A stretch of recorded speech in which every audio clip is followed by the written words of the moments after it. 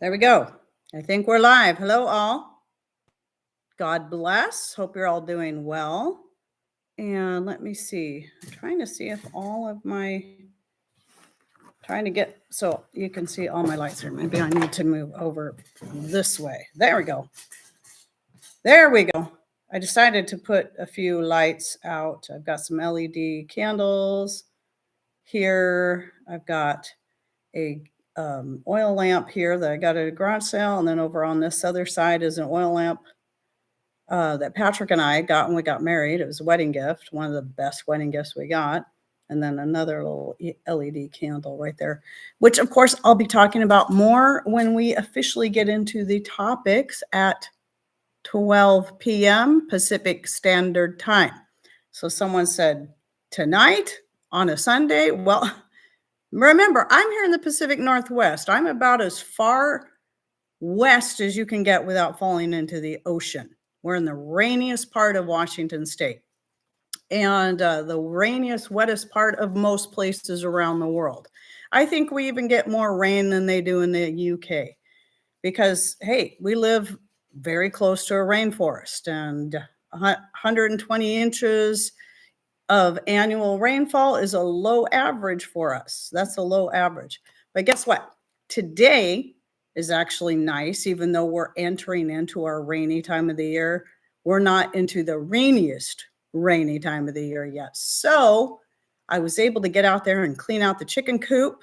We do a deep litter method, so we only have to clean it out 2 or 3 times a year and get some fresh straw laid down. So who knows? I may have chunks of straw in my hair. So yeah, and today is the first day I'm letting my youngest chicks, the last ones I hatched out, kind of integrate a little more with the older chicks, but they're kind of staying in their own little area, even though I opened it up, but they have their own, for young chicks, there's a certain area in the chicken yard that I can completely close off and then, put them out there once they're big enough to hang out there more. And then the older chickens are walking back and forth, and it looks like it's going to go well. It's always a little bit nerve-wracking when you first start, letting them mix with each other, but I think it's going to go well. And guess what? Out of the 3 chicks, because I think I put in 9 eggs because I knew I didn't want to hatch out too many. 5 of the 9 were not fertilized, and then the 4 remaining were all from the same hen, Claire, my favorite Buff Orpington, which was one of my original chickens. And I wanted to try to get at least 1 hen from her before she passes away. Only 3 of them hatched. The other one, it was almost completely developed, and who knows what happened. It just didn't make it. But out of those 3, it's looking like 2 of them are cockerels again. So I might only get 1 hen again. Because the other one kind of, they're what are they, 9, 10 weeks. And so the 2 are developing, their combs and their wattles are starting to develop and turn red. The other one is not. And these 2 are constantly fighting with each other, doing I know that hens fight with each other. Yes, I know that. My black sex links would always fight with each other. And then the Buff Orpingtons would have to, jump in and break up the fight. But it's a different kind of fight than I would see my hens do. Their hackles are going up, and it's kind of cute when they're little, but it's not going to be cute here in a few more weeks. So it looks like we'll be having more young cockerel dinner in the near future because I got to stick with just 1 rooster in our small area here. So I said in the comment above, and I say every week, I like to come in about 15 minutes early-ish if I'm able. And that way we got a time to say hi, everyone, and just kind of chat a little bit, maybe do a little housekeeping or whatever needs to be done. And then I start into the topic at the time that the show was actually scheduled for. So that way people who were waiting until noon my time to jump in here, they'll, they won't have really missed anything important. So, I just remembered something. I got to go gather a link that I forgot. I want to get this in there again this week. And so again, this is the link to Grindstone Ministries. If you are looking at a charitable place that is actually not just helping, making sure people get the things that they need, but actually doing the hard physical labor, like a lot of people that are donating their time. But this is a ministry that they do all kinds of stuff to help people. And did I get it all in there? Oh, sorry, it doesn't look like the whole link got in there. Let me try that again. Well, it should be simple. Let me just type it in.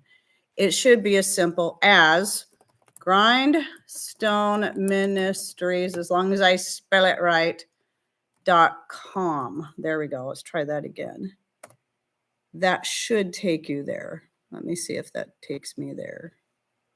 Is it working? It doesn't look like it's working. Okay, let me try again.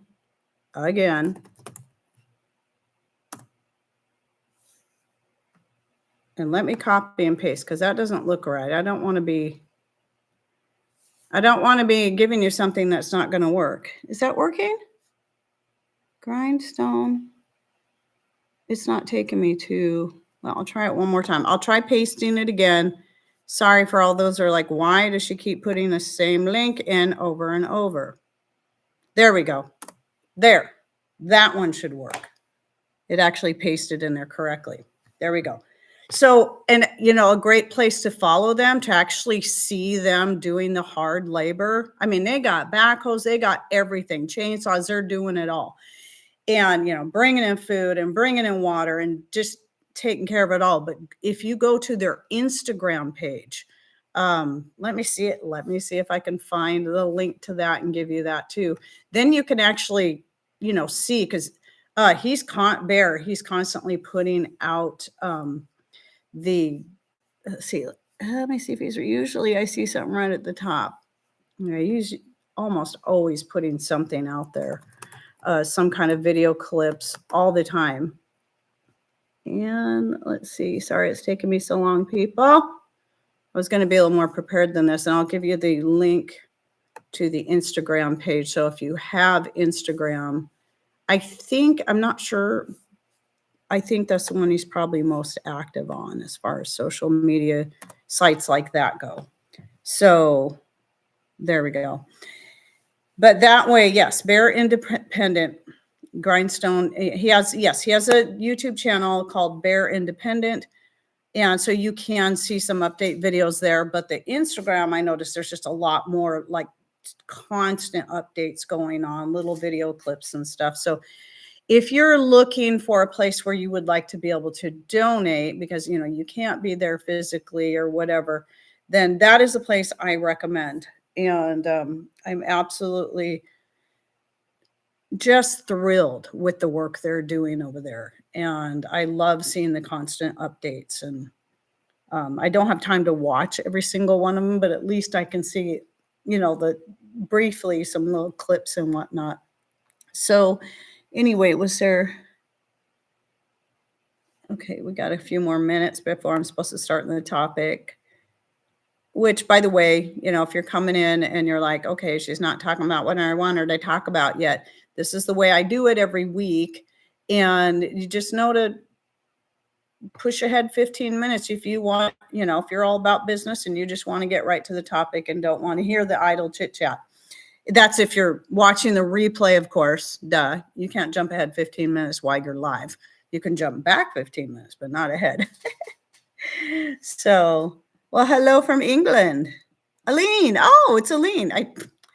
YouTube, sometimes, I don't know if you changed your name. Well, I noticed, though, in chat that the names show up as names instead of the weird way they show up in comments under videos.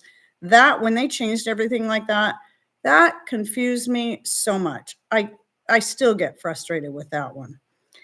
And, yeah. Let's see what else is going on. I want to scroll up a little bit and see if I might have missed anything. Lots of hellos from Georgia, Illinois, Central North Carolina. I'm assuming that's what NC means. It can be a little tricky, especially like around here. I've said, because where we live in Forks, Washington, just an hour away is Port Angeles, Washington, but everyone around this area refers to it as PA. So I remember like one of my first, it might have been a live show even years ago when I was originally doing live shows, back when our internet was terrible. I think I was saying something about PA, and people are like, I thought you were in Washington. And I'm like, no, no, no. I mean, Port Angeles, Washington, the Port of Angels. So yeah, that's what's going on. Northern Michigan, Missouri, Texas. Maybe I need to grab my glass. I didn't grab my glasses this time, so hopefully I won't need them too terribly. I think I'll be okay. And hopefully my vocal cords will hold out a little bit longer today. I'm a little concerned because, I woke up, they seemed like they were great. I haven't overly used them recently. I mean, we were at my grandson's birthday party yesterday, but I wasn't really talking that much. So I'm shooting my video this morning, and my vocal cords were starting to swell up and itch and make me cough and stuff. I'm like, really already? And I still want to do at least hopefully do an hour long live show. That's what I try to shoot for, is an hour. Sometimes we go a little bit longer, but if my vocal cords say you're done, then unfortunately that tells me I'm done and I have to quit. So, okay, Cody's over there sleeping on a pillow. He's been sick. Oh, so him and his sister are going to be 10 years old come January. And this is the first time I've ever seen him get sick. He's had some kind of cold. I highly doubt it's kennel cough, because my previous dog had kennel cough a couple times. I don't know where she got it either, because she was never around other dogs. And then Cody is only ever around his sister, not unless she got it from somewhere, because she doesn't really live here. She's just here a lot because my son brings her over when he's going to work, so she's not at home alone. He doesn't trust her at home alone. So yeah, anyway, not unless she was carrying it. It kind of seemed like it, but not quite. It was a little different, but it's definitely a cough, but more of a dry cough. But he hasn't really been coughing all day for the first time, and he didn't cough much last night. But the previous several nights, he was just coughing almost all night long. It's like, I'm never gonna get any sleep. But he's definitely doing better. It was just a few days, so that's good. Usually kennel cough itself can last for 2 weeks. So, but you know what? You treat it like you do any other cold. Warm chicken soup, homemade chicken soup, and yeah, that kind of stuff. So I love my buffs. By end of my first year, I had over 100 hens. I'm enjoying these other chickens that I've been delving into. I've got some golden comets. They're great layers. I love the color, the darker brown. It's not dark brown, but it's darker than the buff Orpingtons. It's more of just the standard brown. And they're pretty, and they're not afraid of me. They don't like me to pick them up. They'll still run away if I try to pick them up, but they'll come right up to me all the time. But they're just devious. They're always into everything. They get up on my deck. They get up onto any pot, no matter how high it is, and knock it off shelves. I've never had other chickens do this. My buff Orpingtons have, my first chickens I ever got, 7 buff Orpingtons. 3 left out of that old flock. They've been the best behaved chickens. They didn't do all that nonsense. Now, Dixie, she was my little Houdini. She could get out of everything, but she didn't knock all my pots down off of all my shelves in my greenhouse and outside the greenhouse, and then get up on the deck, sneak up onto the deck, and then get up onto the pots no matter how high they are. Oh my gosh, they've been naughty. So I like what good layers they are.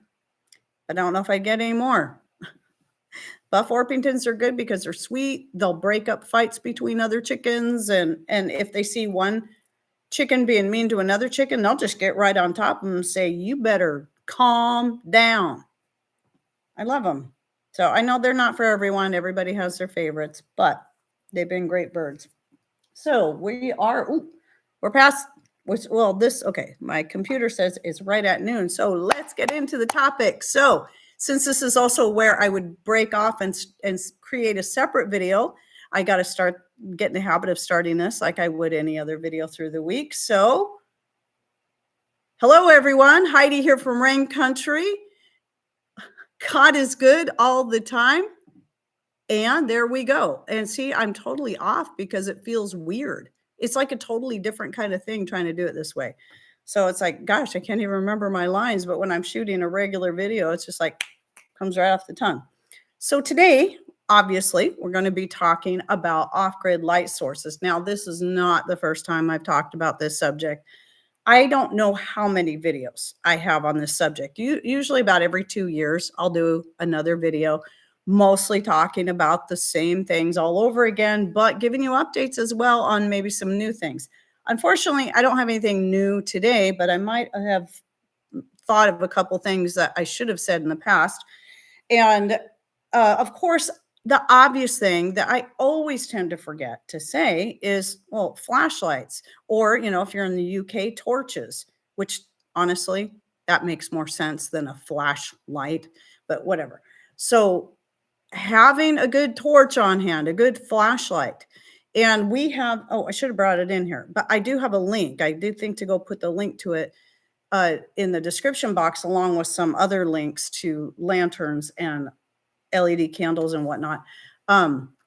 But this last flashlight we bought, we decided we're going to spend a little bit more money on a flashlight that's going to actually last, because those cheap little ones you can get a pack of them for 10.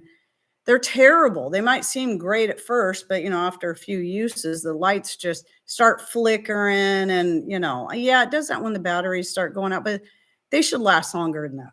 So this flashlight is definitely more expensive. In fact, when I went to gather a link to put it in the description box, it's more expensive than what we paid for it. I think it's gone up $30 from what we paid. So, because I think we paid about, maybe they were 110. So maybe it's gone up $20. And I decided to get another one because that one, I like it so much. It's great. It's very bright. So it's not something you want to use for close work, but like if I'm going out to check on the chickens or something and it's really dark outside, and because it's the middle of winter and none of my outdoor solar lights, they lose their light about, an hour after sunset. They're about worthless. So they're only good during the summertime. I've got that nice bright flashlight and I can see whatever I need to see heading out there. So, and then there's headlamps is another one. I don't prefer headlamps. I know they're great because they give you hands-free. I am just not one that really likes wearing much on my head. The only hat I'll ever wear is my straw cowboy hat, which you'll see in some of my garden videos. But even that, I don't wear that much. I'm not a big hat person. I like hats, but things on my head, I just really struggle with. So, but headlamps are definitely a good thing to have on hand. I do keep one in my bug out bag because if you got your hands full, you got to do stuff with your hands. You need to be able to always have that light pointed to where you're looking. A headlamp is obviously going to be a great thing to have. So mostly for off-grid lighting, though, I'm looking at things that are, when the power goes out, you just have something that you could either use as night light, so you can, in various rooms, just enough where you can see to get through the room without, tripping and falling on stuff or smacking into walls. But also things, obviously, that you can use for when you need brighter lights.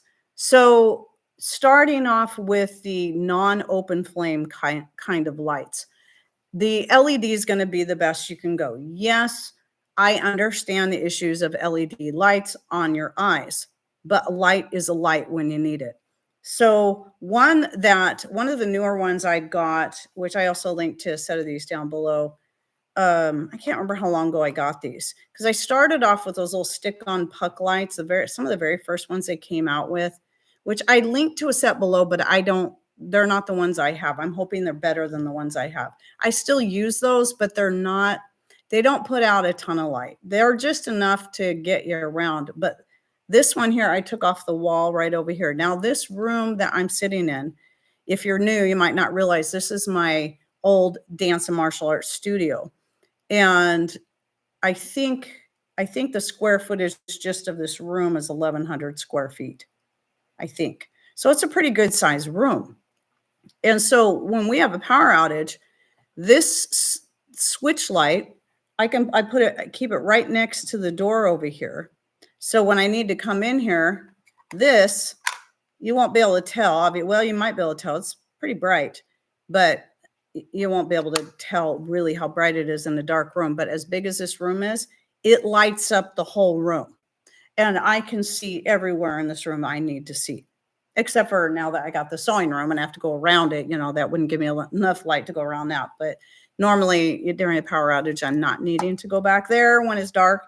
But yeah, these are handy for more of an emergency thing where you can put them on a wall. You can either, they give you usually a way that you can put bolts in the wall. And that's the way I have this one. But then they also give you the stick option or the Velcro option. So, hey, looks like I lost a battery. No, I must not have. I lost the back to it. It's working with just one battery. Oh, okay. And I was like, what the heck? Looks like is this supposed to go another battery in here? But nope, just one AAA battery is all it takes. And it puts out a lot of light. So I've got one of those in this room, one in my pantry room, because it can be so dark in there that I've got it hung as high as I can where I can still reach it. And that gives me enough light to be able to get in there and see without having to carry a flashlight. So I really like those. They don't get used very much. I have a couple more. I think I have one in each bathroom maybe, but they don't really get used in there because they're so bright. The bathrooms aren't that big. Usually what I do for the bathrooms is I'll use a light like this. These are the little LED candles now, or, votive candles. So, and they last quite a while. They're not super bright, but they're bright enough to use as a nightlight. They're perfect for setting in a small room, in a bedroom, the bathroom, and it's enough to see by in the middle of the night when the power's out. So, a kid's room, this would be a good thing. And you don't have to, it's safe because it's flameless. It's just LED. And these last probably about 10 times longer. I'm guessing maybe longer than that, than a wax votive. And they're less than half the price of wax votives. Yet they're going to last a lot longer. And then if you decide to buy a pack of the batteries, which I can't remember what they are. I talked about these in another video. Let me see. They're a disc, and I don't have my glasses on, so I'll try to, let's see. Oh, I think I can see that. CR2032 is the battery, and you can buy like a massive pack of these for really cheap. But for as cheap as those are, you could even just throw the candles away when the batteries are gone and just buy more. I have several sets of those on hand. And anyway, I really like those, excuse me, especially for, like I said, as a nightlight. Another one that works good, Patrick actually made this little wooden stand, but you buy these LED votives separately and you just twist them to turn them on. But he put that in there so I'd have something to put in where it didn't keep falling over. Because the only thing I have a problem with, and these are the same ones I have back right there. You can see them back there in the candelabra back here on the counter.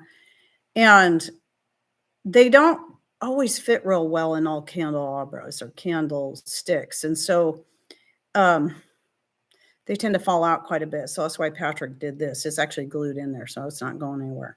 And then I can just twist it. Now it's a very pale light. Again, it's a good one for a night light, but we use these a lot more than that because I keep some on this big dining table I have here.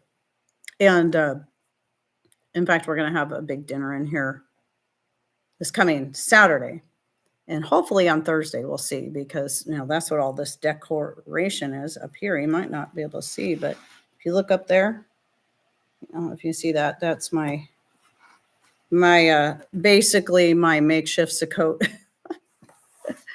or sukkah, excuse me. So yeah, because we're getting ready for the Feast of Tabernacles. But anyway, but like string lights right here, these are all LED. Now these particular ones are not run off solar. I could if I needed to, but I would have to plug them into an extension cord and then take them out to the hallway out here where our solar outlet is for this area. But the ones in my kitchen, dining room, the real dining room, and my living room, most of the year are all running off of our solar power. So the nice thing about those is they use so little solar power that even in the winter, typically I can use those. But we get very little charge on our batteries in the deadest part of winter where we're getting also tons of rain. So even when it is daytime, it's so cloudy, we don't get a lot, we don't get a lot of collection. But that brings me to the next one, and that is the solar lights that, you can set outside and charge them. And I don't always think to mention them, and I'll explain why. Even though I have some. I have some in my garden. I love having my solar lights. But for us to use those as an off-grid option, it's kind of pointless here. But if you live in a place that gets plenty of sun all year round where it can get a good charge through the day, then yes, it is a great option. You just set them outside, let them collect sun, and then when it gets dark, you bring them inside and set them wherever you need to. And you can even if they're on stakes or something, you can set them, you can either take them off the stake. Usually there's something where you can set it on maybe a canning jar so it'd give it something to hold on to if you don't have plants or whatever to stick the stake into. But yeah, around here, like I said earlier, when it comes to my solar lights, the garden lights, in the darkest part of winter, they only collect just enough solar power in their tiny little solar panel and battery that light's only going to last, maybe an hour once there's no sun hitting it. Obviously is going to depend on the time of the year. Well, if it's getting dark, if it's dark at 4:30 or 5 and it's only lasting an hour and you're not going to bed until 8 or 9, well, obviously that's not the best solution. So, but every single light source or type of light you choose is going to have some kind of issue. And it doesn't matter what it is, there's not one method that's going to be better than all of the above. What do I always say, people? You're probably getting tired of hearing it. It's what is best for you and what works for you in your situation. So, like somebody did bring up when they saw the announcement for this, it's like, make sure you talk about safe lights for pets, cats especially, knocking stuff down, and kids. Well, this is why I do like having a lot of LED lights, especially now that I have grandbabies running around. Let's see, I have one more LED light I want to bring up, but I'm looking around. I should be looking at my notes because obviously I didn't bring all these lights in here. Let's see, headlamps, flashlights, votives, candles, lanterns, battery or solar lights. Okay. So one of my other favorites is this one. It looks like a standard gas lantern. I did put a link to it down below. I have several of these. I love these. They are rechargeable. That was one of the biggest things for me, was making sure I had something I could recharge. And it has an adjustable brightness to it, which that makes it really nice too. This is something, I actually have 2 of them on this table along with the little LED candles. And I'll light those up when we're having dinner in here. But these are also, to me, have been really good light sources for around the house when the power's out. And so I do use these quite a bit. And this particular one, I think only comes in this color, but I love this color. So, okay, I think I'm just looking to see what I have back here. I think that's it for the LED lights I have. I did mention the puck lights.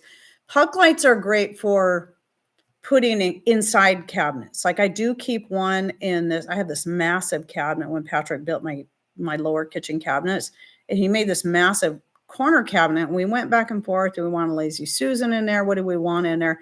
I said, no, let's just leave it open. If I have to climb in there, I got to climb in there. But it is such a big area that the light from above doesn't always get in there.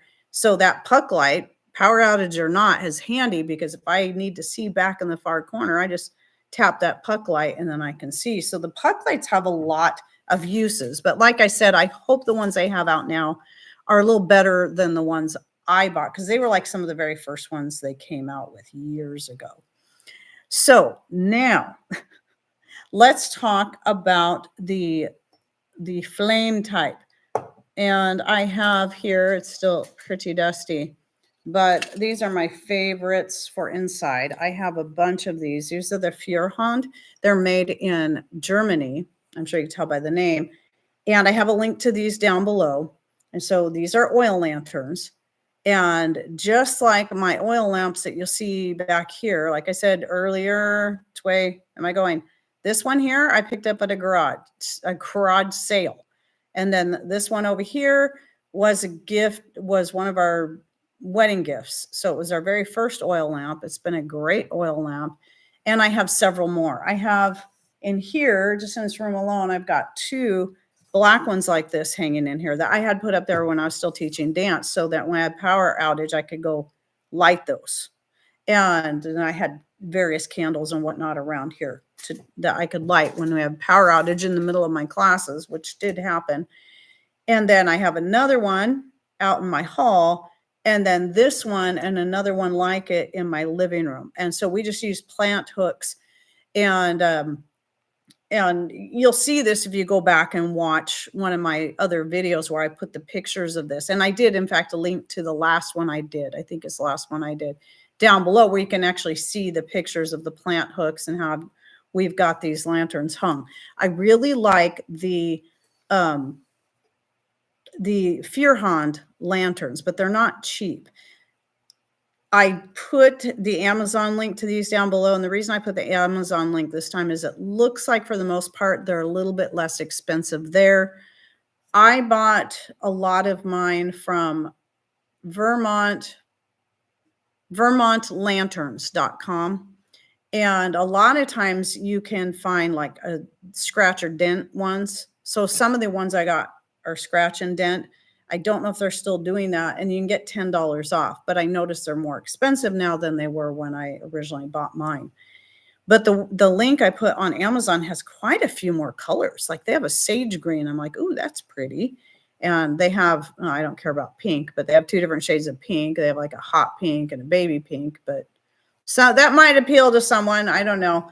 Not a pink person, but I like those. And then, what I was starting to say, got sidetracked again. This is why live shows, that's why pre-recorded shows are better in the sense that I can stay on track or at least shuffle things around. And then, yeah, because I do that sometimes. I actually cut parts. It's like, I meant to say this over here and move them. Anyway, what was I starting to say? The oil that I use, because I know people are always going to ask that. Now, there's varying degrees of oil. You know, kerosene is a natural oil. However, you really got to have good ventilation. People are more apt to get headaches and get nauseous off of breathing kerosene. I know that it does affect Patrick and I. I don't mind the smell of kerosene, but when I've got that burning, it starts to make us both feel a little sick. So what we ended up switching to was clean heat. And it's a little more expensive than kerosene, but it doesn't have as strong of a smell, and it doesn't bother me. It doesn't make me sick at all. You can still smell it. Some people say it's completely odor-free. It's not. It still has a subtle smell, but it's not near as strong as kerosene. That's what we personally like to use. I think I first heard about it from Doug and Stacy years ago. But then you can go even more expensive and buy the pure paraffin oil. That stuff's pretty spendy. Now, I don't know, maybe somebody can answer this in the chat or in comments below the video if you're watching the replay. I know that people will use olive oil in certain types of oil lamps, but I would assume that would work with any wick oil lamp, because that's what this is. This works off of a wick, just like the ones back there. And olive oil is going to be pretty clean. I mean, that's what they use in the Bible. That's typically what they were burning, was olive oil. And so that's going to be the one thing you're going to be less likely to have to worry about, maybe toxins and stuff, like you would with candles, pretty much any candle, unless it's a beeswax candle, which can be pretty expensive unless you're keeping bees and you're making your own candles. So I mean, just a lot of different things to look into. Now, another light source that we have is the gas lanterns that you typically use for camping, the kinds with the, what do you call it? The mantle. And those put out a nice bright light. And we have brought those in on occasion when we really needed some brighter light. And we didn't want to depend on either our gas generator or our solar power, because middle of winter, again, that's usually when we have our power outages, to try to run a brighter light. So it's kind of noisy, but it does definitely put out the light. We don't, again, do that one very often, but if you are in a situation where you need a lot of light, that is an option. Now, let's talk about candles. Again, you're always going to have something to be afraid of. So obviously, getting the most natural candles you can are going to be best. Some people say soy candles are better. Some people say not. But here's the deal with candles is I have piles and piles of candles that I've picked up. Like this, I had got a set of 3. Each one came with their own little tray. And there was a red and orange and kind of a gold color. It was like fall colors, real pretty. Years ago at a garage sale, I don't remember what I paid for them, but it was cheap. This one looks like it came from the 70s. Never once been lit. But guess what? I bought it because candles you can find all day or all the time at garage sales, yard sales, estate sales.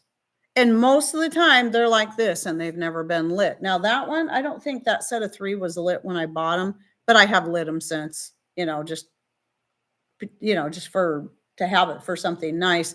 But I have plenty of other candles around this room that have been here since I was teaching dance and martial arts, because those did get lit quite often because of the power outages, and I still had classes to teach. So at any rate, yes, look at your garage sales. You can find all kinds of pillar candles, the short fat candles, votives, and tea lights. One time I found a bag this big just of tea lights, never lit. And another box, another time, of a whole bunch of votives, never lit. And in a pinch, whether you're worried about how toxic those are or not, it's still light. So obviously, a lot of us are looking at trying to be as natural as possible, trying to avoid toxins as much as possible. But it's like people who talk about, the toxic rainwater. Oh, aren't you afraid of the chemicals in the rainwater, because they're the stuff they're spraying in the air? And yeah, I see this stuff. Believe me, I've been watching it for many years. However, I cannot live in fear of everything. I still have to drink water. And if people are going to delude themselves enough to think that any water source is 100% safe, well, they might as well just stop drinking water, and then what's going to happen? You're going to dehydrate. So, the other thing I'm going to bring up, I know I'm talking about lights, but the other thing is just talking about toxins and whatnot, is food. So I like to store a lot of my food in glass jars, whether it be my dehydrated foods that I dehydrate and vacuum seal into glass jars, or I'm canning. I do a lot of that because I feel like glass is a little safer. However, in a huge earthquake, how safe is that going to be? No matter how much I harden up all of my shelves, putting those wooden slats on there that Patrick had made to fit onto my shelves, that's definitely going to harden it up a lot better. But if this earthquake they keep predicting is as big as they claim, I don't think a single jar is going to make it, even if they all stay on the shelves. But so here's where then sometimes storing things in plastic and Mylar, yes, they're going to have their own concerns, but at least they're not going to break.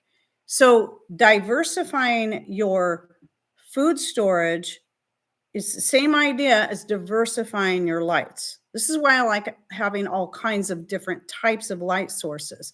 I mean, like I said, I can get candles all the time at garage sales. I have tons of them around here. We've taken the ugliest ones and I give them to Patrick and have him turn them into fire starters, combining them with the wood shavings out in his shop. And he even has videos on that. And then the rest I save. I have tons I've never lit because I just have so many, but I have them if I need them. Now that I have all these great, and I do like using my oil lanterns like this a lot, especially because I have the hooks to hang them on up at high where grandbabies can't get to them. In fact, in this room, they're up even higher. I have to climb up on a ladder to be able to light them because they're up so high, because this has a fairly high ceiling in here. But so it's a little safer. So I do like using those, but down low, I'm going to stick with the LED lights because of the grandbabies. But when they're not around, I'm using my wax candles too, because I love the more natural light. It's better for your eyes. You might be breathing in more toxins, but at least it's better for your eyes to have the natural light. So no matter how you look at it, there's going to be some give and take. So diversify. That's the point. So how long have I been talking about that? Okay, almost a half an hour gig. I usually try to go for about a half an hour talking about subjects. Let me see if there's any other thing I want to talk about. Let's see. I did say emergency stick-on lights. That was okay. So the gas lanterns, wax candles, blah, blah, blah. And then here's the thing. No matter what kind of light you get, whether it be you get the solar garden lights, whether it be you get lanterns, and I'm not going to show you how to use them here. Well, I can show you real quickly with one like this. Typically, you got a thing right here that lifts up, which it needs to be cleaned badly. Lifts it, and then you light it in there, and then you put it back down. Okay, it's easy. With the kind with the chimney like that, like those two back there, you lift off the chimney, you'll light it, you'll put the chimney back on. It's easy. So, but still, it's good to practice, even if you're not having power outages. Every once in a great while, though, I usually try to save all this stuff, my clean heat oil, my candles and whatnot for power outages. There might still be a time where I'm like, well, usually what I do is I wait for a power outage and I'm like, yay, now I get to use all my lanterns and my candles and whatnot. Well, not all of them, but a lot of them. I go around lighting stuff and I love it. I love having those natural lights lit.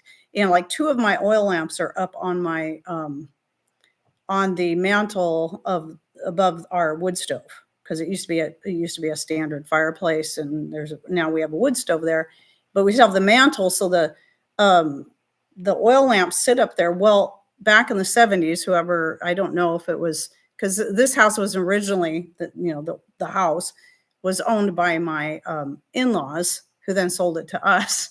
But I don't know if it was them or the people just before them, but somebody put those mirrored tiles that they had back in the 70s. Some of you will remember that. They had some that were just plain, and then they had some that had some kind of design that went across them. But anyway, they put the mirrored tiles just on the opposite side of this wall, because right over here, you can probably see a part of it right there is concrete. That's actually where the fireplace is, where the wood stove is, and the chimney. So on the other side of the wall, on the other side of that chimney, and all the way across, there's those mirror tiles. I just left them there because our living room's really small. But the great thing about that too is that when I light those oil lamps, the mirror right behind them is going to double that light. And so that's something else to consider too. In fact, a lot of times they make like oil lamps that have like where you hang them on the wall, and right behind the part that hangs on the wall is actually a mirror, so that it will double the amount of light. And then you don't even have to use as much fuel. You can keep it turned down a little bit and still get that brighter light. So anyway, the practice, just like with anything. You don't go and buy a grain mill or a sewing machine and never practice with it. And then one day you need to use it and you're like, I don't know how to do this. You don't want to be stuck trying to figure out how to run your generator or your oil lamps or whatever it is when you're in a high state of stress and you need it right now. I mean, this is why obviously having lights like this, where I can just flip it on, or my flashlight, my torch, I can just turn it on. But really, I mean, what tends to happen is people, if they're not used to it, they're going to panic, and then they're going to realize, I don't know how to do any of this stuff. The same thing goes with gardening. You can just keep stocking up those seeds, but if you never try growing anything, because I've heard people say this, oh, yeah, I'll just collect some seeds. And then, when things get really bad, I'll go ahead and put in a garden. Bad idea. Because if you don't at least try to start practicing with that stuff now, you have no idea what's going to grow best for you in your own little microclimate, in your soil conditions. When we first put it in a garden, I just did it. We just dug up the dirt and just started putting stuff in there. Some stuff did great, like snow peas around here will grow in just about anything. They don't seem to care. Other stuff, not so good because the soil wasn't amended. It was heavy. But you know what? I learned. And every time I plant something new or try growing something new, or even if it's the same thing, but I'm going to try growing in a different place, I always learn something new. I learn either A, wow, this grows really well here, or B, that was a terrible idea. But it was still a lesson. And so when times get really bad, see, I've already got the experience. Even though I took a break from gardening this year because I was giving all of my garden areas a rest, I still know I still have that experience. So come this next year when I start gardening, and I've also had that year to kind of watch what things do when I just leave them alone, that have given me some even more ideas. I'm learning from this experience as well. So just remember, you have to practice no matter what it is that you're doing, whatever it is you're working with. So let's see here. I see Deb's in here. I saw her earlier. Most hardware stores will carry. Oh, what is that? I'm missing the conversation. I don't know if that's the clean heat. I know that if that, by the way, I know I'm kind of butting in on a conversation, but if it is the clean heat, I want to say this while I'm thinking of it. Several times I looked, clean heat was far more expensive. Yes, it's spelled with a K. Than on Amazon than it is our local hardware store. So I would say don't go to Amazon first for something like that. Look in your local stores. You might be able to find it for a lot cheaper. Because I know back then when we were stocking up on it initially, I could get it for like $12 a gallon here, but on Amazon, it was $25 for the same size. It was ridiculous. So yeah, it just made sense. How do I store everything? I'm assuming you mean by the fuel. We just keep the clean heat in the containers they came in out in a shop where it stays cool all year round. And same thing with the kerosene. We do have a lot of kerosene. If nothing else, it can be used for other things, even though I wouldn't want to use it for indoor lighting. We have that in the metal. We bought that in, we have a couple of 5-gallon drums of it, and they're metal drums. So we just keep them in there. But, just like with anything, like gas, for instance, and diesel, these are things that you do want to cycle through them. And so it's a good idea to try to cycle through them. Like we have lots of gas cans and diesel cans. And every time Patrick refills them, he puts dates on them. So he knows when he refilled them last. So, and what he does is when it's like, okay, it's time to refresh these cans because they've been here for a while and we haven't needed to use our generator because our solar power has been working pretty good for us. So he'll just start filling up all the rigs from the diesel and then the gas, depending obviously on which rig it is, and just keep doing that until he's emptied out all the cans, and then he'll take them to the station and then fill them all up with fresh fuel. So that's something to do. He does the same thing with like his slip tank that he has on the back of the truck. And then we have some bigger gas tanks out at our other piece of property. And he tries to work through those first. And then he goes and refills everything and tries to keep the fuel and everything as fresh as possible. So it's always a good idea because fuel can go bad. Usually what happens, if I remember correctly, is it can get moisture in it. Your lawnmower, it sits all winter long, not getting used. And if it had gas in it, that gas might not be any good because it's probably got a lot of moisture in it.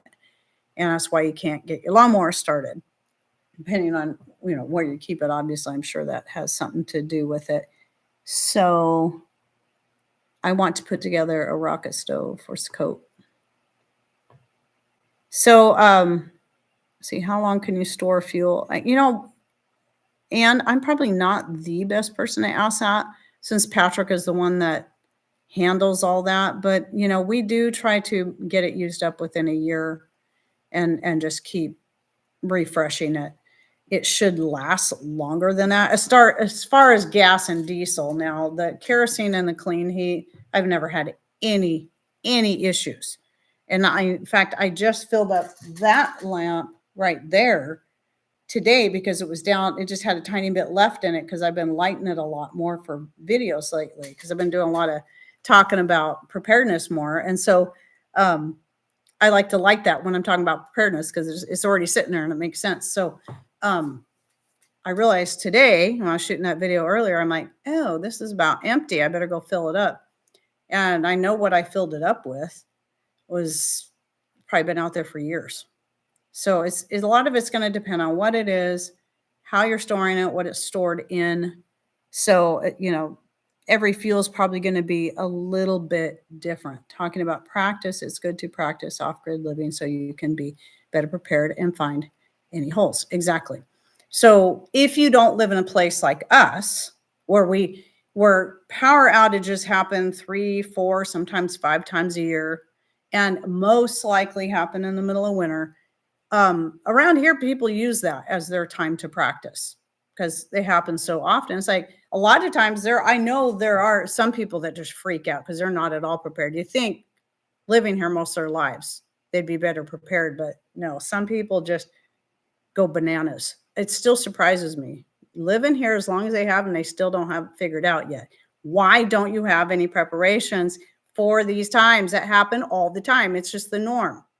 You live in a place that, especially in the wintertime, where you got a lot of rain, that's softening up the ground, you got high winds, and you got tall trees. That's a combination for power outages. Come on, people. But anyway, there are a lot of people, though, that are like me. It's like, oh, goody, a power outage. I get a chance to see where any holes are. As far as that goes, we have everything covered, but I still have fun. It's kind of this, it can be fun. It can be, and if you got kids, I wish we did this kind of stuff more when we had kids. I mean, we had power outages when our kids were young too, but we didn't, it wasn't quite as, well, no, it was. We had our wood stove. One time we had a power outage that went on for days, and I always have a pot of water on the stove. And so I would use that big old pot, let it get hot, put that in the tub, add just enough cold water so that somebody could have a little shallow bath. And it was kind of fun. It was kind of fun figuring out ways to make the most of what we had. There's always books to read, candlelight to read by, or lamplight to read by. You can, and play games. We would play board games. So yeah, we had fun. It's just that we weren't as serious when our kids were younger into the more preparedness mindset. But when it came to power outages, yeah, when it's normal, you get things figured out. That's why I'm still just like blown away when there's people in this area that just have a complete panic attack because the power's out. And it's like, if they're new here, I get it. But, if they've been living here for most of their life, I don't get it. I don't get it. Somehow they still believe, oh, nothing bad will ever happen here. I don't know. We used to call it playing Little House on Prairie. There you go. So yeah, let's see what else here. What lighting do you find new to read a book or magazine by? I'm guessing you mean the best to read a book or magazine by. I just use whatever's handy, but typically it's going to be a brighter source, not like obviously something like this little thing here, because this is better for just being able to see your way around the house when it's dark, or finding your way to the bathroom or something. But it would be something more like this kind of light, an oil lantern. And the nice thing about any oil lantern is you can turn the brightness of it up or down, or even the LED version of it. So yeah, works great. You just gotta do it. Just try it sometime. Just say, okay, family, we're going to have, like I was going to say, if you don't live in an area like ours where power outages are normal and you almost never get power outages, try practicing. Just have a night, even if it's just an hour, 2 hours, 3 hours, where you just say, we're not going to do anything with power for X amount of time. So, you're not going to, I mean, I would even take away, even if you got a laptop or phones or stuff that are running off of nicely charged up batteries, I'd say, no, everything's going off. We need to practice. We need to practice what it's going to be like to not have all this stuff, because those charged up phones and charged up laptops and whatever else, Kindles and the iPads, eventually the battery's going to run out. And if that power outage is longer than a day or two, I mean, they're going to have your kids and yourself, you're going to have to figure out how to entertain yourselves and then how to do your regular chores. I mean, obviously there's going to be things you might not be able to get done, but just remember that I've been putting videos out here for about 8 years. And though I don't make my channel all about preparedness, it is a big part of my channel. So I have videos out there that I've done on off-grid laundry options, including what we do. We have an off-grid laundry set that I had to fall back onto, not because of power outages, but because of a washing machine that broke down after it lasted a very long time. But, and Patrick had fixed it a couple times, but the last time it wasn't fixable. It just nothing. He tried replacing so many parts and it was like, and I love that washing machine. So we had to get a new washing machine. We had to get a new washing machine, but it was right in the middle of 2020 when, it took 6 weeks to get anything. I was really glad that I had my off-grid laundry set up and I'd already practiced on it quite a bit long before this happened. So I already had it all figured out. It was easy. Well, not easy in the sense that it was work, it was still work, but I had my ringer, I had my agitator. I knew what I was doing is my point. I was already had it figured out. So yeah, when the power goes out, you figure out in a hurry what chores are most important. Absolutely. So yeah, and that's the thing is real life is going to teach you one way or the other. So it's always good to try to figure that out before something serious happens. And like I always like to say, people assume that whenever you talk about being prepared, you're talking about some real devastating events. And they think, well, that's never going to happen here. Well, I'm sure there was probably people, though probably less of them in certain other areas, maybe in North Carolina, that might have thought the same thing. You think Florida, they should be somewhat used to that, but still, there's always going to be, just like the people here, as many power outages as we get, and there's still people that don't have it figured out yet. People keep thinking, living in this lie that nothing bad's ever going to happen here. But it can, and it will. And it may be something that only affects you and your household. It doesn't have to be a catastrophic event that affects your whole city, your whole county, your whole state. It can be something catastrophic that happens only to you and your family and your household. Or, I mean, one of the things I bring up a lot, because this happened to us twice, was a major job loss. And wow, being prepared, being more prepared, being out of debt, and so on, was what helped us be able to get through those difficult times when they happened. My sister, one time, they had, right in the dead of winter, they lost power to their house and their house alone, all power, because of some old bad wiring, right in the middle of winter. But thankfully, they had a wood stove at the time. So they were able to keep warm and they were able to cook for themselves. And if they had to, they could heat up water for washing with, and that's what I always do here. I've always got a pot of water on our wood stove whenever, the time of year, like right now, it's a nice day. It's warmer today, but it's getting cold at night. So we keep the fires going. And so there's always a pot of water in case I need it to wash dishes. I need it to wash ourselves with, whatever it is we need. So again, it's really foolishness, especially to see, well, here's Deb. We lost power during Helene, but got nothing from Milton. But she lost power. But I'm sure she was ready for that. And yeah, it's foolishness to not at least, especially if you have the ability to do something, to have something, some kind of plan, some kind of, we're talking about light sources today.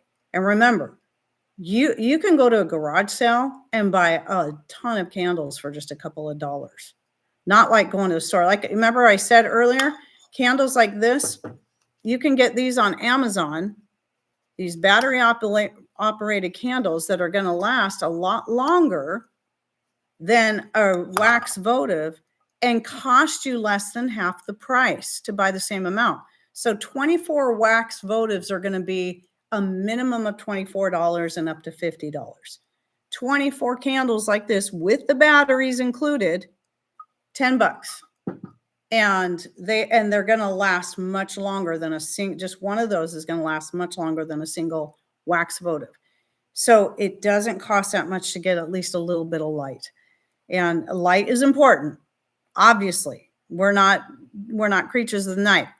We don't have the glowy eyes. We can't see in the dark. We have to have a way to have light to be able to function. So just like you got to have food and water and then a way to stay warm. So, looking at the things, in fact, the video I shot earlier is just, I kind of broke up preparedness into 6 different parts.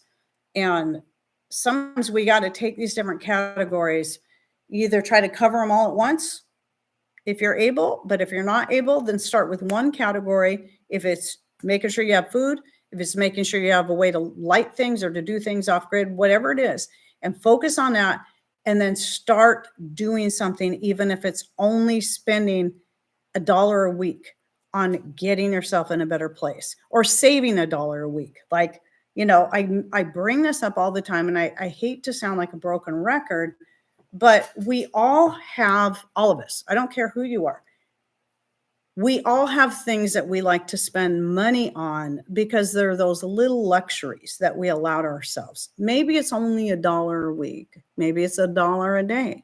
Maybe it's $5 a day. I mean, if you're getting coffee stand coffees, I think now, I don't know, I don't buy those things. I bought one once many years ago, and I think then it was $6. I'm like, this is ridiculous. People spend this kind of money every single day. Some people 2 and 3 times a day. Good gravy. Think about how much money you could save if you just bought yourself a can of coffee, be it coffee beans or pre-ground coffee, and a coffee pot. You could do that with 1 week's worth of money that you normally spent on, depending on how many a day you buy, on coffee stand coffees. And now you can start making your own coffee and save yourself a whole bunch of money. Take that extra money that you saved extra from not getting those and start putting it into buying yourself some lanterns or buying yourself some food for food storage. I mean, a lot of times we get ourselves convinced that, well, I don't have any money to spare because I'm on a fixed income. But I think this is what happened when we started paying off the house. We started thinking, okay, when you start seeing, we started making the choice, okay, let's double up on the payments. Now, how else can we start? What else can we cut so we can take that money and put it on principal? And the more you start doing that and you start seeing the difference it makes, like, if it's the principal of the house, when you start seeing that principal drop, and then your regular payment, more and more of that regular payment is actually going on principal and less of it to interest, that's exciting. And that is something that just can get you really fired up. And same can go if sorry, I'm stuttering. I get excited and start stuttering. If it's your food storage, okay, I got this little can of green beans I just put away. That's for future when something bad happens. Okay, so next week, I'm going to try to see if I can put 2 cans of something away. And then the next week, I'm going to try to see if I can put a bag of something, maybe a 10-pound bag or 25-pound bag of rice or beans or something I like, something I'm going to eat. Not everybody likes rice and beans. So we say that because it's cheap and it's easy to store, but not everybody likes rice or beans, so, which I think would be really sad. I love rice and I like beans, not, the dry beans. I like them, chili and whatnot. But at any rate, you want to still put up food you're going to eat, obviously. But when you start seeing your food storage start to grow, see, that's cool because that's something that's really tangible. It's visible. You can see your pantry starting to fill up more and more and more. And how exciting. It's like, oh, I'm out of room. What am I going to do? I live in a tiny apartment and all my cupboards are full. Get creative. Do you have space under your bed? Do you have spaces in your closet up on that shelf? Is there a way you can make more space? I even did a video on this on ways, creative ways you can come up with ways to make more space for food storage. I even saw I think it was a doomsday prepper or something, or some lady was trying to be sneaky about putting the food up because her husband wasn't really on board with it. So but for her, it wasn't just about putting up food for herself, but putting up food for her neighbors because she wanted to help people. So she was buying like little soup packets that were real thin and then taking her doors apart and hiding these little soup packets inside the door. And I mean, it's just a matter of being creative and you can find ways to do it. I think sometimes we just get ourselves. Okay, well, yeah, I would rather not talk about politics in here, people. I'm not anti-politics necessarily, but I don't want people starting to get in arguments over one guy or the other. I don't even want to get into it because I've got my own feelings about it. I mean, I get it. I can understand, but I got my own feelings about it. And I know a lot of people here wouldn't like what I had to say. So I just want to keep that. Let's just stay on point here because I don't want people getting mad at each other. I mean, that's one way, we can take a really good conversation and turn it into something ugly. Anyway, what was I saying? And no offense to the people that we're talking about. I just am like, I just want to put out a fire before it gets going that's all. So anyway, I got sidetracked again. Ooh, what a surprise. I never do such a thing. Oh, what was I talking about? I was talking about the food storage, about being creative. Maybe I finished my point. I don't know. And no, I don't know who all was talking about it. I just noticed, I just saw some stuff and it wasn't offensive what I saw. Like I said, I just don't want, I don't want people to get upset. That's all. No big deal. Let me see if I had any other things. I did have other questions. Oh, I had some other questions I was going to answer before I go. So, okay. I might have to go past one, but I feel those nodules swelling up, so I don't know how long it's going to be. I can even hear that. I don't know if you guys can hear that in my voice. It's starting to say, we're about done. Nip it in the bud and get done. Anyway, so I got to answer this question. I actually approached some of these questions in tomorrow's this and that video, but I got to say it here because not everyone watches this and that, just like not everybody watches live. But do I have a book? Will I write a book? Most asked questions I get. Answer is no and no.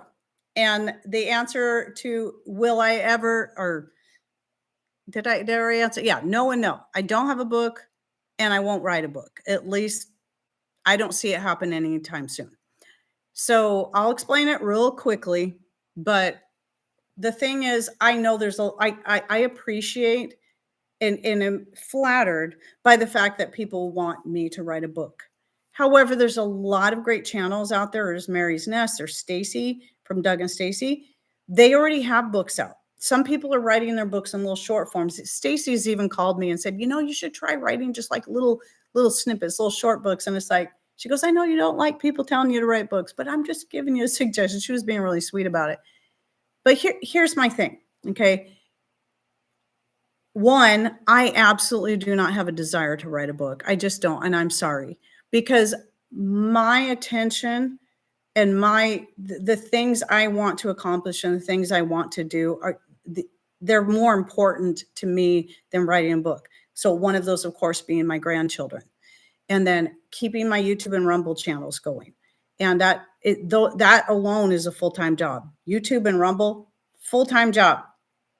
And and then, I have just my regular day-to-day stuff. I got to take care of my chickens. I got to take care of my dog. I got to take care of my husband. I got to clean my house. I got to make a loaf of bread or two. I got to make dinner, et cetera, et cetera. And then there's the constantly wanting to delve in and learn new things. And then, of course, the most important thing is my faith and reading the scriptures and seeking out what the Father wants. I mean, it's just like, I do want to talk a little bit about Sukkot this year and why, right now it's here. What we're doing is here. We were hoping to do a camping thing this year. We just don't, there's not that many people around here. And the only other family that we spend this with, they're busy. They've got a lot going on. So we're still going to do kind of a back and forth. We go to their house, they come here as much as we're able. And then hopefully next year we're going to do the camping thing. But my point in that is that this is important to me. My Father and what he's done for me, my Savior, and reading his word is important to me. That's more important to me than writing a book. And again, I appreciate that, but I just don't have the desire or the time. But what I do now is I do the best I can to try to write up a basic recipe for any of the recipes I create, whether it be a dinner, a dessert, like the apple, what was it? I did a short on it. I just showed it real quick. It was the apple butterscotch bars that I made. It was something I literally just kind of got an idea and just sort of threw it together. I don't have a written recipe to share, but I'm going to try to repeat it. I'm going to try to give you basic ingredients. So I do try to do that. And when I do that, I'll either put that recipe, in its full written form in the description box under that video, or I will put it in a link that you can still access for free. You just have to click on the link. It will take you there where you can copy and paste. So I do try to do that. But here's the other reason why I don't want to write a book is that I change things up all the time. Like just my pain remedy. I have you might not realize this, but I have 3 or 4 different pain remedy extract videos. I had one I did when I first started my channel, but see, I keep changing things. I keep finding better ways to make something to make it easier to take and or work better. So I do a new video. It doesn't cost you any more money because the video is still available for you for free. So you don't have to go out and buy my latest book with my newest changes in the, because I'd have to keep writing more and more books because I'd keep changing everything, and I can't go back and change the books that I've already published. So, but on Patreon, where all my stuff is free, all my recipes in there, if I need to, I can go in there and change them and just edit them. And then you can go back and say, oh, let's see. Oh, sorry. I'm looking to see what's in here. I saw Zach mentioned a few times. Yeah, I'm not saying I never use measurements, but my measurements the way I use measurements is going to be very different. I do use a measuring cup, a 1 cup, it's like, just so I can get a rough idea because I know roughly how much. But when it comes, and that's I have small hands. I can't hold a whole cup in my single hand, especially of flour.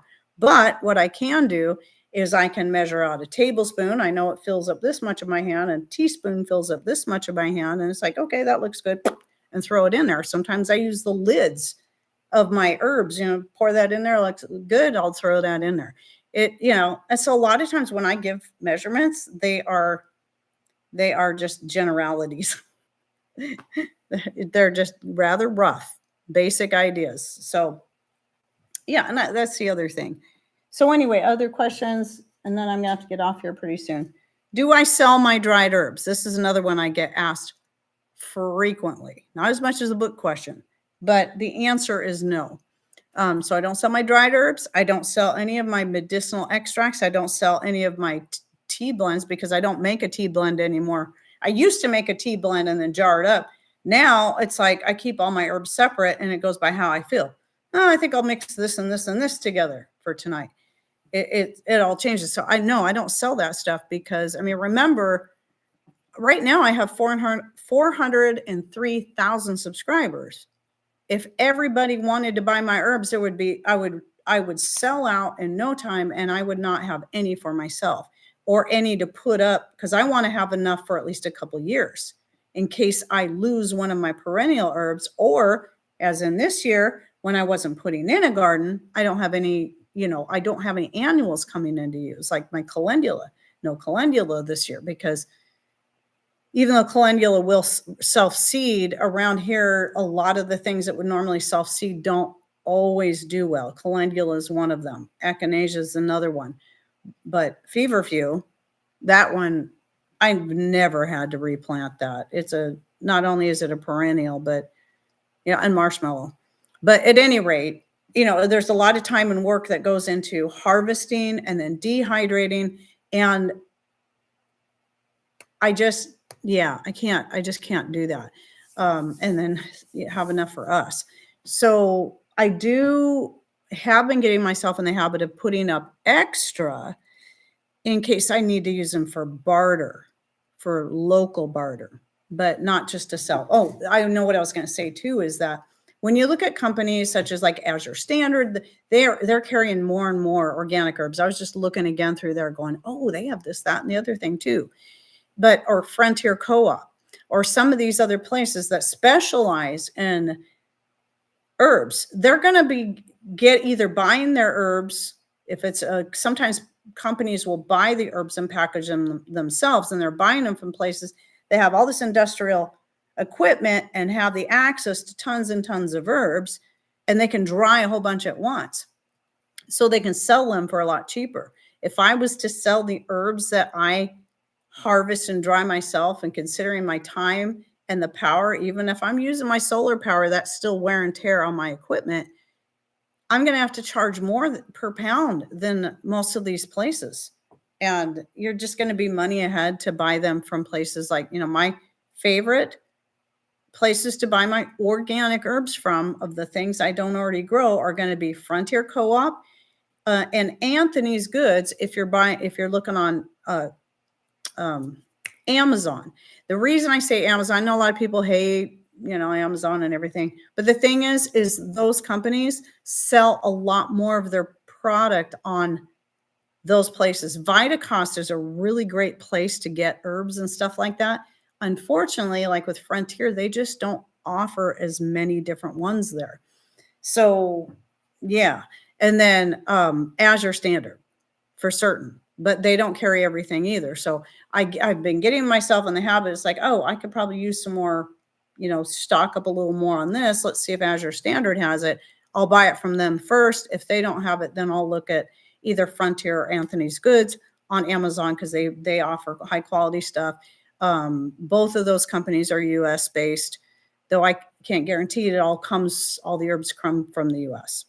I mean, because that's always going to be something. So you got to look into that too.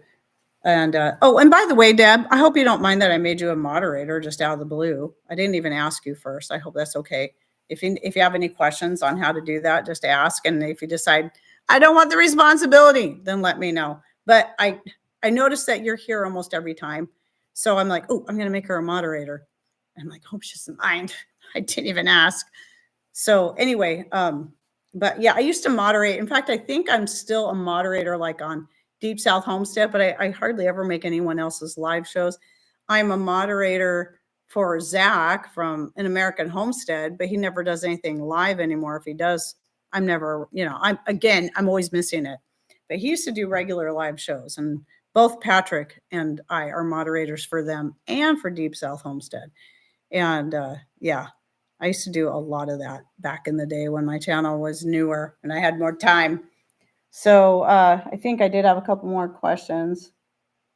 Oh, I answered that one. I answered that one. And I answered that one. And one more. So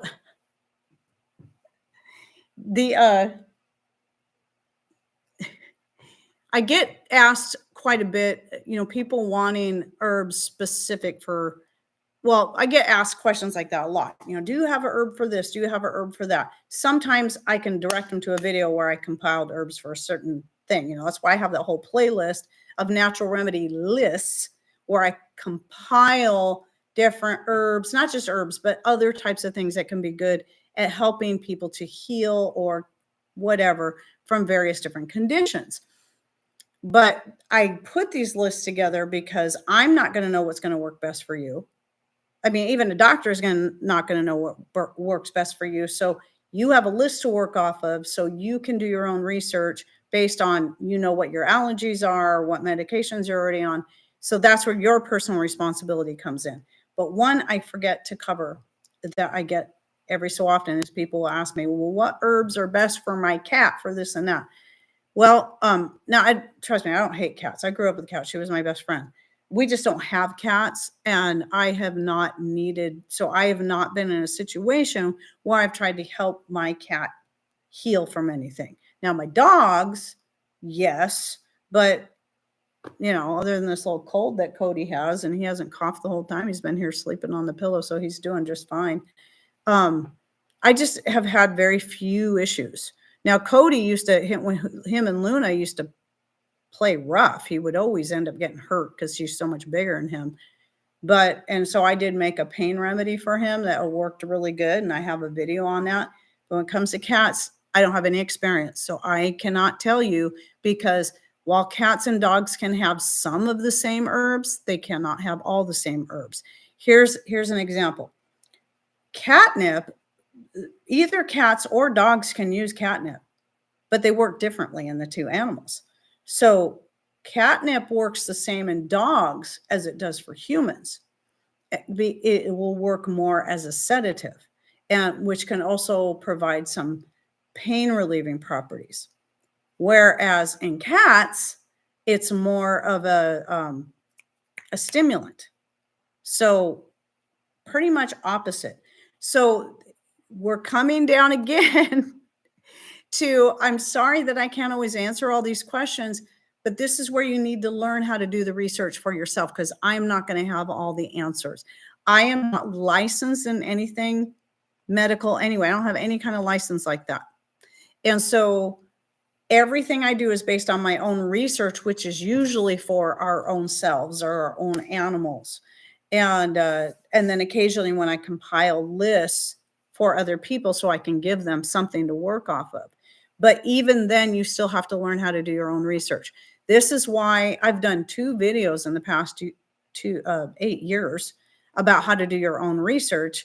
And if you look that up on my channel, how to do your own research, go to the newer one, which is the one where I think it's a picture of me standing there at this counter. It's got mostly a brownish thumbnail. There's another one that's got a picture of a bunch of herbs. That's the oldest one. I'm not saying that one's not any good, but I feel like the newer one, which is still several years old, is a little more thorough. And if you want to learn how to do your own research, it's not that it's hard, but some people just don't even know where to start. And once you do that and you start learning how to do your word searches and whatnot, you can find out information. Sometimes it can take a long time. Just like when I was researching for our thyroid back then, so we could go off the medication, the information, finding that kind of information was so much harder back then than it is now. But I still managed to do it. Spent a lot of time researching until I felt comfortable enough to take ourselves off of the medication. And we did. And we've been off of it for over 12 years. So you guys can do it. If I can do it, you guys can do it.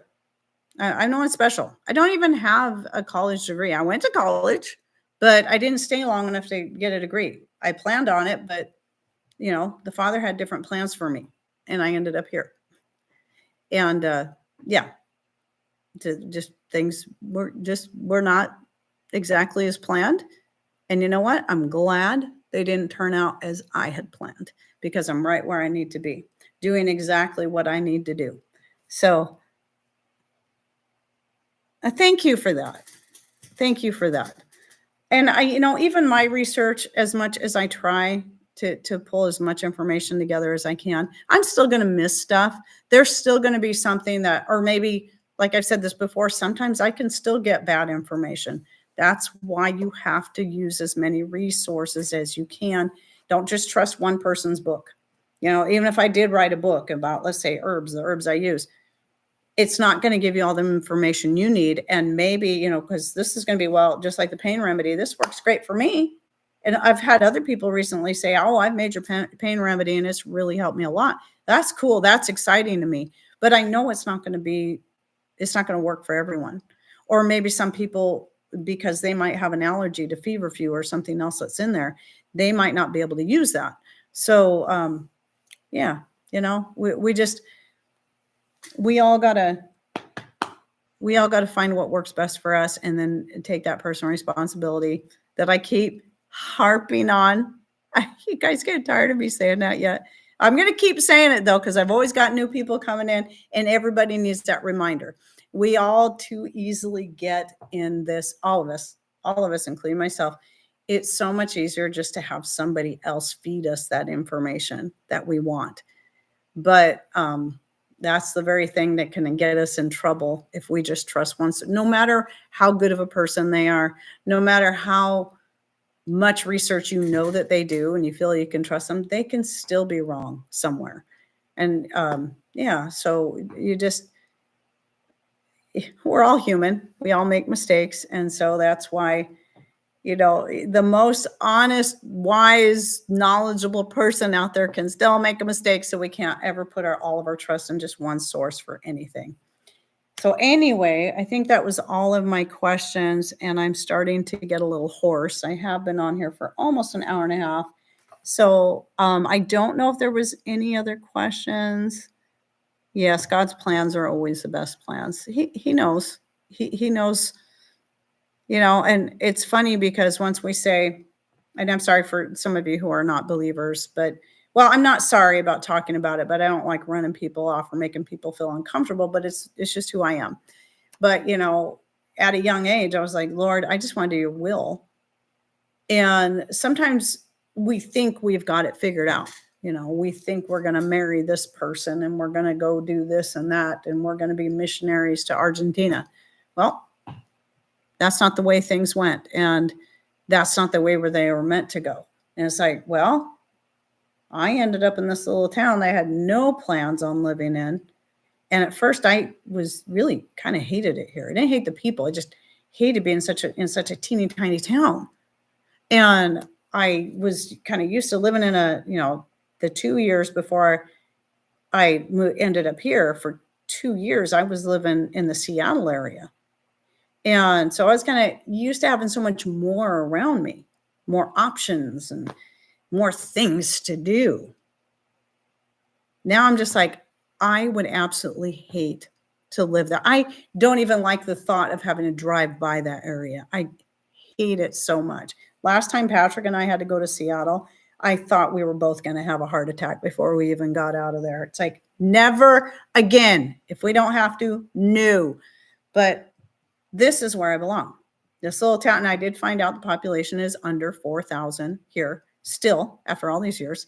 I don't think they're counting, though, the people that live just outside the city limits, which is quite a bit. So they'd only be counting the people within the city limits. But still, it's pretty small. But I'm glad I'm here. I'm really glad I'm here. So anyway, but yeah, and it's just where the Father needed me to be. And he led me through different, starting the dance classes. And I never thought, would have seen myself. I mean, I taught ballet a little bit when I was in Wenatchee, but I didn't realize I would ever come to a point where I'd make it a big enough business, especially in a small town like this, that we'd have to double the size of the room that I was teaching in. And that's why in 95, we tore everything down and rebuilt this room to double the size. And I did that for a time. And then, we got our black belts, me and my oldest son and my youngest son, and we started teaching martial arts. And, we had our own kind of ministry in that way as well. But that last few years, I knew there was still something more I was supposed to be doing. And that something more was then eventually starting a YouTube channel that I never could have seen myself doing ever. And ever getting to where I am at now, as far as the size of it, I never dreamed that. When I first started my channel, I was just like, man, if I get 1,000 subscribers, that would be really cool. Dang, man. Even I know I didn't grow near as fast as Mary's Nest or some other people, but still, I realize, and this is something else the Father's been telling me, is that sometimes I look at, you hear me talking about how I don't know why, this platform keeps stomping me down. But you know what? I am still growing. I'm still hanging in here. And I'm where he wants me, and I just got to trust him. And this is that kind of wake up call I just had recently. It's like, why am I worried so much about it?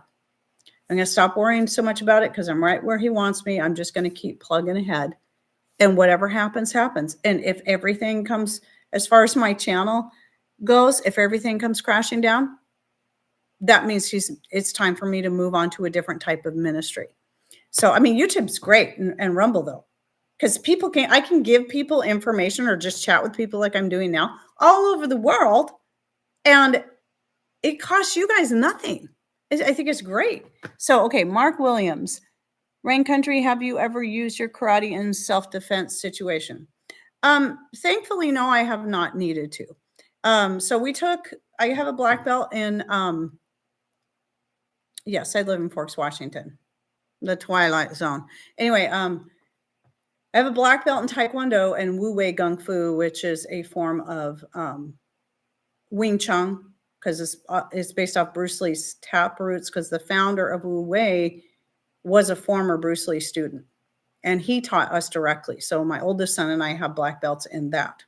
So I have black belts in 2 different forms of martial arts, and I personally have not needed it. Now, my oldest son and my youngest son in a couple situations have, but not. My youngest one more to defend himself. My oldest one has used it to stop a fight between other people by taking one guy to the ground that wanted to keep instigating the fight. And he was a friend, but he didn't hurt him. He just took him to the ground and said, kept trying to tell him to stop. He wouldn't stop. So simple move that we learned in Wu Wei, just down he went. And that was it. Just a control hold to get him to, okay, chill out, and really, if you can defend yourself against, a serious attacker, but protecting others. I mean, that's the thing, is when you get a black belt, it's not about trying to look for a fight. This is why I would teach my students, you're not supposed to be out there looking for a fight. And if you're looking for a fight, you can leave. I don't want you as a student. Your responsibility as you learn this stuff is to protect yourself and to protect the people around you, not to try to start fights so you can show what you can do. And just like with anything else, there's a certain responsibility there, and we got to be looking out for other people. And if I was to see somebody being attacked, you better bet I'm going to step in and do something about it to the best of my abilities. And I will. I mean, I know I would, because I know how I could be if, someone's doing anything to my kids. That's going to bring the mama bear out. But I see somebody in fact, funny story. It's kind of a funny story. Back when I was still teaching ballet and I had teenage dance students, and it was right after class night. It was just as class was starting, or before it was starting, one of my teenage dance students was getting dropped off by her boyfriend, and I heard him yelling at her. I went out there like a mama bear. I was about ready to kick some tape. I was mad, but okay, it's all good. It's all good. But yeah, I wasn't going to put up with that nonsense, because he was just being mean. He was just being mean. So yeah. Oh yeah. Yeah. We don't have, not team anything here as far as that goes. In fact, I'm just like going, those rare moments I'm going through Forks, because we're heading out to our friend's house. Like, why are all these people here? Oh my goodness, it's Bella's birthday. Who cares? Oh my gosh, I'm sorry. I shouldn't be mean about it, because everybody's got to have their thing, I guess. But I think it's silliness. But whatever. I guess it brings commerce into our little tiny town that people never heard of before those books and movies came out. So, nobody knew where we were. Just a tiny little logging town. So anyway. And let's see, can you please name the 2 other places you get herbs? Yeah, I did. You might not have heard it. So the other 2 places I get on Amazon is Frontier Co-op. They each have their own store front. Frontier Co-op and Anthony's Goods. They have good prices. Usually Anthony's Goods, they're a little newer than Frontier Co-op. A lot of times if they carry it, their price is a little better than Frontier Co-op. But I always just do price comparison. But they each have their own storefront. So you can put in Anthony's Goods and then you'll find their little logo for their storefront and it'll take you in there. And then you can look through all their stuff. So, and again, the reason I say Amazon is because you can find, even though Frontier is sold at other places, sometimes you can find Anthony somewhere else. But as far as any online store goes, what I've seen, Amazon carries, those companies sell mostly through Amazon. So thus most of their products are available there. There's a lot of places like that because it's just, a lot of people hate Amazon. They put it down. But here's the thing. There's a lot of good people and a lot of good companies that they can do better selling their product through Amazon than they can on their own. Like the guy I bought he makes like mugs and bowls by hand. I don't think he's doing them anymore, unfortunately, but I've shown him before. So I bought his pasta bowls and coffee mugs. They're beautiful. And so it's his own handmade pottery. He's out of Utah. He has his own online store, but it doesn't do well. And I just don't think, websites, to have your own website, it costs money, where a lot of times people can do better just selling through Amazon. They can get a lot more sales. So that's why you'll see a lot of that. And oh yeah, they're back there and I've shown them before, but I've got a lady down in Oregon. She's actually a Christian lady that makes these beautiful spoon rests out of leaves of different kinds. So she gets these, she'll get like thimbleberry leaves and other different types of leaves, blackberry leaves. And then she'll coat them and she'll make these beautiful, and paint them and glaze them, spoon rests. They're gorgeous. And she sells mostly through Amazon, even though she has a separate web page. You can find more stuff on Amazon and sometimes even get a better deal going that way. So anyway, I should probably get off here. I did finish the chicken coop, so at least I don't have to go back out and do that. But I do have the chicks, the youngest ones running loose, so I want to go check on them. And I have some other housekeeping things I need to get done, like real housekeeping, not YouTube housekeeping. And anyway, so I covered this. And then like always, what I'll be doing is taking that clip out where I was talking about that specific topic, making a standalone video out of that where I can add photos and whatnot and making it like a regular weekly video. So that's working out really good for me. So I can do both the live show and then have that. So it's kind of like I'm shooting 2 videos at once and only really have to edit the one. Works out pretty good that way. So anyway, love you all. Thanks for coming in. God bless. And I have to remember how to get out of this every single time because you got to press like 50 different buttons.